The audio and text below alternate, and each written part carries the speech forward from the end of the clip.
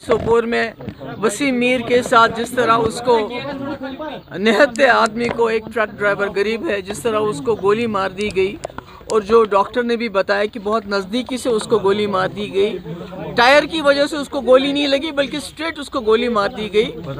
और उसके बाद कठुआ बिलावर में जैसे मक्खन दीन को पुलिस हमारी रखवाली के लिए है, उसको इतना टॉर्चर किया कि वो खुदकशी करने के लिए मजबूर हो गया।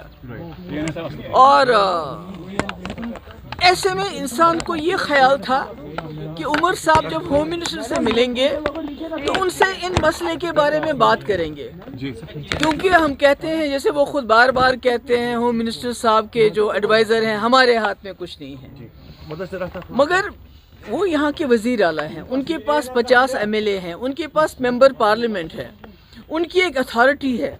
अगर PDP वाले होम मिनिस्टर से पूछना चाहें तो हम नहीं पूछ सकते, पर कि उमर साहब को चीफ मिनिस्टर अगर वो गए तो उनको वहाँ होम मिनिस्टर साहब से बात करनी चाहिए थी कि अगर जम्मू कश्मीर में आप कहते हैं हालात बिल्कुल ठीक ठाक हैं, मिलिटेंसी के साथ आप मुकाबला कर लीजिए, मगर जो आम लोग हैं, जो बेगुनाह लोग हैं, उनके साथ आर्मी की तरफ से किसी आर्मी के, मैं नहीं कहती सारी आर्मी ख़राब है, मगर अगर कोई गलती करता है उसकी निशानदेही होनी चाहिए, उसको सज़ा मिलनी चाहिए।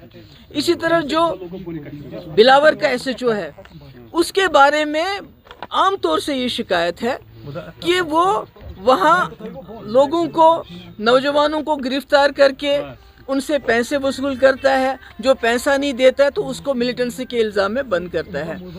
आपने भी वो वीडियो देखी होगी मक्खन दीन की, वो तो दिल दहलाने वाली चीज़ है। 25 साल का जवान, छोटे छोटे 2 बच्चे, तो उसको इतना मजबूर किया गया है कि कुरान पाक को हाथ में लेके वो खुदकशी करता है। तो मुझे लगता है कि उमर साहब को ये चीज़ ध्यान में रखिए। स्टेट हुड तो ठीक है, आज नहीं कल नहीं परसों स्टेट हुड तो मिल ही जाएगा, मगर ये जो जम्मू कश्मीर के लोगों ने इतनी बड़ी तादाद में वोट दिया इस सरकार को, कि सबसे पहले तो जान है तो जहान है। स्टेट हुड तब है जब इंसान जिंदा रहेंगे।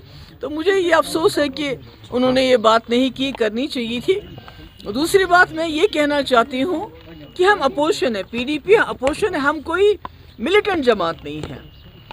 हमारा एक ड्यूटी है, हमारा फ़र्ज़ है और हमारा हक है, जहाँ ज़्यादती होगी वहाँ जाके लोगों के साथ खड़ा रहना। तो जिस दिन ये वाक़या हुआ उस दिन मैं सोपोर जाना चाहती थी, बम्बई, और इल्तिजा जम्मू जाना चाहती थी। बिना किसी बात के सिक्योरिटी लाइन से कोई हमें बताया नहीं गया कि आप क्यों नहीं जा सकते। तो हमारे गेट के ऊपर कंडेदार तार, बड़े बड़े पत्थर, बड़े बड़े ताले लगाए गए। मतलब ये क्या है? मैं एक चीफ मिनिस्टर रह चुकी हूँ, होम मिनिस्टर की बेटी हूँ। Iltija, she is a law abiding citizen. तो आप बिना हमें बताए, कोई वजह के बिना क्या कहे, हमारे दरवाजे को लॉक कर देते हैं, ताला लगाते हैं। यहाँ तक कि जो उसकी गाड़ी थी, उसके जो PSO उनको रोका गया, उनको बोला कि आप वहाँ नहीं जाएंगे। अगर आपने उनके PSO को खुद रोका, गाड़ी उसको भेजी नहीं, तो फिर आपने उन्हीं PSO को कैसे सस्पेंड किया? उनका कसूर क्या है? आपने तो उनको खिंबर जाने से रोका, गाड़ी को रोका, ताला लगा दिया। तो देखिए, जो SHO इन्वॉल्व है उसके खिलाफ क्या एक्शन है हमें कोई मालूम नहीं है। जो आर्मी वाला इन्वॉल्व है बम्बई किलिंग में, उसके खिलाफ क्या एक्शन हुआ हमें कोई मालूम नहीं है, उसके बारे में कोई इन्फॉर्मेशन नहीं है। मगर इल्तिजा के 2 PSO जिनका कोई कसूर नहीं है, हमीद और बशारत, जो इसलिए साथ है कि उनको इल्तिजा की प्रोटेक्शन करनी है, बल्कि इल्तिजा की जासूसी नहीं करनी है, तो उनको इसलिए सज़ा दी गई कि आप इल्तिजा की जासूसी क्यों नहीं करते हो। तो मैं समझती हूँ बहुत ही अफसोस की बात है। मेरी गुजारिश है गवर्नमेंट ऑफ इंडिया से कि जम्मू कश्मीर के आप इस रिश्ते को घसीटिए मत, इस रिश्ते को इज्जत से अपने साथ चलाने की कोशिश कीजिए। और वो तब तक नहीं चल सकता जब तक जहाँ जो ह्यूमन राइट्स वायलेशंस होती हैं, जब तक उसमें आप जो रिस्पॉन्सिबल हो उनको अकाउंटेबल नहीं बनाएंगे। उसके लिए आपको एग्जाम्पल बनानी चाहिए। बम्बई में जो हादसा हुआ और जो कठुआ में हादसा हुआ, उनको सख्त से सख्त सज़ा दी जानी चाहिए।